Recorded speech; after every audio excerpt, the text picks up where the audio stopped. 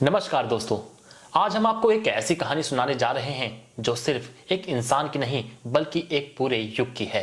एक ऐसा सितारा जिसने सिल्वर स्क्रीन को रोशन किया, जिसकी मुस्कान ने लाखों दिलों को बांध लिया और जिसके डायलॉग्स आज भी हमारी रूह में गूंजते हैं। वो शख्स जिसने प्यार को पर्दे पर जिया और सुपर स्टारडम को एक नया नाम दिया। जी हाँ, हम बात कर रहे हैं राजेश खन्ना की, हमारे प्यारे काका की। I do most of the things intuitionally, impulsive.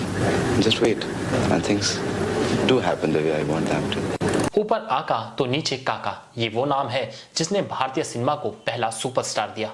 एक बच्चा जिसने बंटवारे का दर्द देखा, गरीबी के अंधेरे को झेला और फिर भी अपने सपने को ऊंचाई तक पहुंचाया। तो चलिए चलते हैं इस अनमोल सफर पर और पलटते हैं राजेश खन्ना के जिंदगी के कुछ पन्ने। 29 दिसंबर 1942, पंजाब, अमृतसर। एक साधारण से घर में एक बच्चे ने आंखें खोली। बच्चे का नाम जतिन खन्ना। उनके पिता लाला हीरानंद खन्ना एक स्कूल में प्रिंसिपल थे। उनकी माता चंद्रानी खन्ना एक हाउसवाइफ थी।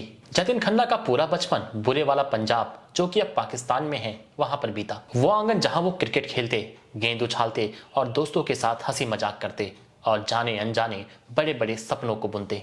लेकिन जिंदगी हमेशा सपनों जैसी नहीं होती। 1947 में भारत पाकिस्तान बंटवारा हुआ। ये सिर्फ एक लकीर नहीं थी, ये तूफान था जिसने लाखों जिंदगियों को उजाड़ दिया। जतिन खन्ना का परिवार भी इस तूफान की चपेट में आया और खन्ना हवेली छूट गई। साथ ही छूटे कुछ सपने और परिवार पंजाब की गली यानी अमृतसर में आकर तेवरिया में बस गया। लेकिन अमृतसर आने के बाद जिंदगी इतनी आसान नहीं थी। लाला हीरानंद के पास अब नौकरी नहीं थी। यहाँ आकर एक वक्त का खाना जुटाना भी मुश्किल हो रहा था। बच्चों का लालन पालन अब मुश्किल हो रहा था। और इन सब के बीच एक ऐसा फैसला लिया जाता है जिसने 6 साल के मासूम जतिन खन्ना के दिल को तोड़ कर रख दिया। उनके पिता ने अपने भाई, जो कि उस वक्त मुंबई में रहा करते थे, भाई चुन्नीलाल खन्ना और उनकी पत्नी लीलावती खन्ना को सौंप दिया। चुन्नीलाल एक रेलवे कॉन्ट्रैक्टर थे और उनका घर मुंबई के ठाकुरद्वार गिर गांव में था। एक नन्हा बच्चा जो अपने माता पिता के साथ उनकी गोद में खेलना चाहता था, वो अब एक नए शहर और नए परिवार के बीच जिंदगी शुरू करने वाला था। ये उसके लिए बहुत ही मुश्किल समय था। छोटे बच्चों को पंजाब में काका कह के प्यार से बुलाया जाता है और इसीलिए जतिन खन्ना को भी प्यार से काका कह के बुलाया जाता था और यही नाम आगे चलकर उनकी पहचान बन गया। इस बीच उनकी बहनें कमला, विजय, चंचल और मंजू उनके साथ ही थीं, जिनमें से कमला बाद में यूके में एक डेंटिस्ट बनी। लेकिन उस छोटे से जतिन खन्ना के दिल में एक अलग ही आग थी, सपनों की आग, जो उसे आगे चलकर सितारों तक ले जाने वाली थी। मुंबई में अब धीरे धीरे जतिन खन्ना ने अपने आप को ढालना शुरू कर दिया था। सेंट सेबेस्टियन गोवान हाई स्कूल में वो पढ़ाई के साथ साथ अपने शौक को भी जीने लगे। बोंगो और ड्रम बजाना उनका जुनून था। उनकी चुलबुली मुस्कान और हाजिर जवाबी सभी का मन मोह लेती थी। इसी बीच उनके साथ एक और बच्चा पढ़ा करता था जिसका नाम था रवि कपूर, जो आगे चलकर जितेंद्र कहलाए। लेकिन जतिन का असली प्यार था ड्रामा। स्कूल में स्टेज पे वो अक्सर अपने अदाकारी से सभी का मन मोह लेते थे। स्कूल के नाटकों में वो ऐसा किरदार निभाते जिसे हर कोई देखता ही रह जाता। शुरुआत तो मेरी स्टेज से ही हुई ना जी। सिनेमा में आने से पहले स्टेज पे काम किया करता था। फिर कॉलेज का समय आया। पहले पुणे के नौरोजी वाडिया कॉलेज 1959 से 61, फिर मुंबई के केसी कॉलेज 1961 से 1963। यहाँ उन्होंने आर्ट्स में ग्रेजुएशन पूरा किया। लेकिन उनका दिल तो स्टेज के लिए धड़कता था। इंटर कॉलेज ड्रामा प्रतियोगिता में वो बेस्ट अवार्ड जीतते। 1962 में धर्मवीर भारती के नाटक में उन्होंने एक सैनिक का रोल निभाया।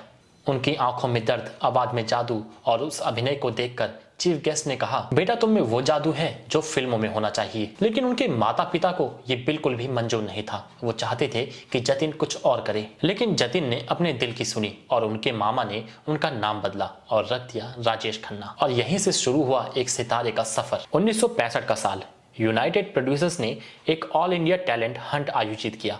करीब 10,000 से ज्यादा लोग यहाँ पर आए। लेकिन 23 साल का ये नौजवान राजेश खन्ना सबको पछाड़कर अव्वल आया और इनाम में मिली उनकी पहली फिल्म आखिरी खत। बड़ा प्यार है मुझे इससे, लेकिन मैं क्या करूं? लेकिन अभी अपने दूसरे पति के घर से आई है, कहती है पेट में बच्चा है, कहती है मेरा है। काश मेरा ही हो। ये फिल्म 1966 में आई जिसे चेतन आनंद ने डायरेक्ट किया। ये फिल्म इतनी खास थी कि इसे भारत की तरफ से बेस्ट फॉरेन लैंग्वेज के लिए चुना गया। फिर 1967 में आई फिल्म राज, जिसमें राजेश खन्ना ने डबल रोल निभाया। हमें अपने किए पे बहुत अफसोस है। ये आप क्या कह रहे हैं राजा साहब? जो कुछ हुआ उसे भूल जाइए। कहते हैं कि एक सीन में वो इतने नर्वस हो गए कि 3 शॉट खराब हो गए। लेकिन असली धमाका तो हुआ 1969 में, जब शक्ति सावंत की आराधना रिलीज हुई। आराधना सिर्फ एक फिल्म नहीं थी, ये एक तूफान था। राजेश खन्ना का डबल रोल और शर्मिला टैगोर के साथ उनकी लव केमिस्ट्री को देखकर दर्शक पागल हो उठे। और किशोर कुमार का ये गाना बहुत ही फेमस हुआ। रूप तेरा मस्ताना। फिल्म में अदाकारी हो या गाने, सभी ने मिलकर एक इतिहास रच दिया। लोग सिनेमा घरों की तरफ पागलों की तरह टूट पड़े और उनकी दीवानगी का आलम यह था कि लड़कियां उनकी सफेद गाड़ी को चूम चूम कर अपनी लिपस्टिक से लाल कर दिया करती थी। यही नहीं, उनकी गाड़ी के धूल को मांग में भी भर ली थी।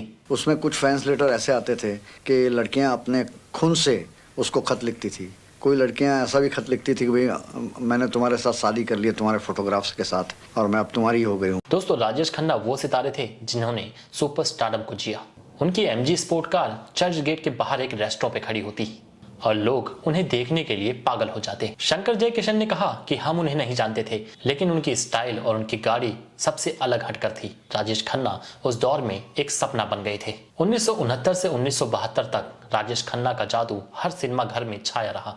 कटी पतंग, सच्चा झूठा, हाथी मेरे साथी, अमर प्रेम, आपकी कसम, रोटी, कुदरत, हर फिल्म एक मास्टरपीस थी।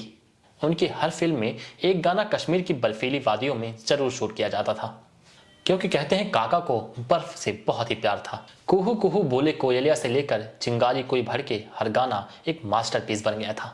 कहते हैं उनकी दोस्ती किशोर कुमार से बहुत ही गहरी थी और किशोर कुमार उनकी आवाज बने। चैन आए मेरे दिल को दुआ कीजिए। आराधना से लेकर ममता की छांव तक 132 फिल्मों में किशोर कुमार ने उनके लिए गाने गाए। कहते हैं एक फिल्म दुश्मन में उनका गाना था वादा तेरा वादा, जिसके लिए पहले तो किशोर कुमार ने मना कर दिया था, लेकिन राजेश खन्ना अड़ गए।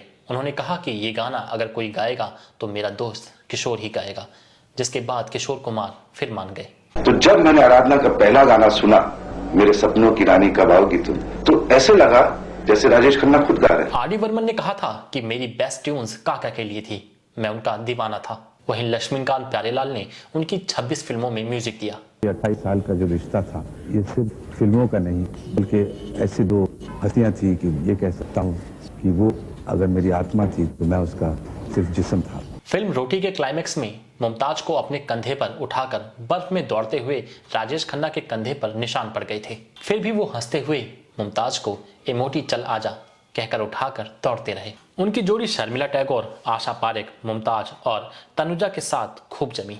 फिल्म मेरे जीवन साथी में तनुजा के साथ उनका रोमांस आज भी लाखों दिलों को छूता है। राजेश खन्ना की दीवानगी ऐसी थी कि लोग उनके लिए पागल थे। उनकी एक झलक पाने के लिए लोग जान पर भी खेल जाया करते थे। 1973 में राजेश खन्ना ने डिंपल कपाड़िया से शादी की। उस वक्त डिंपल कपाड़िया की फिल्म बॉबी की शूटिंग चल रही थी।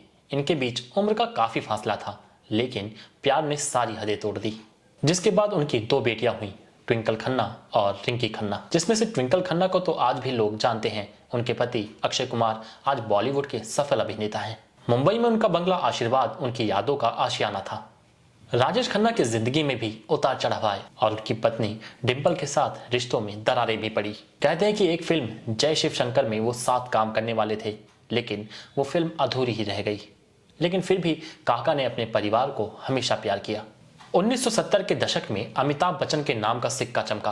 फिल्म नमक हराम में काका और अमिताभ की जोड़ी थी, लेकिन अब समय बदल रहा था। काका का सुपरस्टारडम अब फीका पड़ने लगा था। फिर उन्होंने रुख किया राजनीति की तरफ, जहां 1992 से 1996 तक वो कांग्रेस की तरफ से नई दिल्ली के सांसद रहे, लेकिन उनका दिल अभी भी पर्दे के लिए ही धड़कता था। राजेश खन्ना को 3 best film fair actor award मिले, सच्चा झूठा, आनंद और अवतार के लिए। उन्हें लाइफ टाइम अचीवमेंट अवार्ड से भी नवाजा गया। 2013 में भारतीय डाक सेवा ने उनके नाम का एक डाक टिकट भी जारी किया। मुंबई के गिर गांव में उनके नाम का एक चौक भी है। फिल्म आनंद का एक डायलॉग, बाबू मोशाय, जिंदगी और मौत ऊपर वाले के हाथ में है, उनकी जिंदगी की हकीकत बन गई। बाबू मोशाय, जिंदगी और मौत ऊपर वाले के हाथ है जहां पना, उसे ना तो आप बदल सकते हैं ना मैं। हम सब तो रंगमंच की कठपुतलियां हैं जिनकी डोर ऊपर वाले की उंगलियों में बंधी है। कब, कौन, कैसे उठेगा ये कोई नहीं बता सकता है। हा, हा। वो हंसते थे और रुलाते थे, लेकिन अपनी हर किरदार में एक नई जिंदगी दे जाते थे। लेकिन फिर भी काका की चमक कभी कम नहीं हुई। 2012 में काका की तबीयत बिगड़ने लगी। उन्हें कई बार अस्पताल में इलाज के लिए भर्ती कराया गया, लेकिन 18 जुलाई 2012 को काका ने मुंबई में स्थित अपने आशीर्वाद बंगले में अपनी आखिरी सांस ली। इस बीच उनकी आखिरी फिल्म सियासत अधूरी रह गई। पूरी इंडस्ट्री उस समय शोक में डूब गई। इज्जतें, शोहरतें, उल्फतें चाहते सब कुछ इस दुनिया में रहता नहीं। आज मैं जहां हूं कल कोई और था। ये भी एक दौर है, वो भी एक दौर था। तो दोस्तों, ये थी हमारे प्यारे काका यानी राजेश खन्ना जी के बारे में कुछ बातें। इनके बारे में हम फिर कभी और गहराई से जानेंगे। तब तक के लिए देखते रहिए हमारे चैनल को, और अभी तक अगर हमारे चैनल को आपने सब्सक्राइब नहीं किया है तो सब्सक्राइब जरूर करें। हम फिर मिलेंगे अपनी अगली वीडियो में।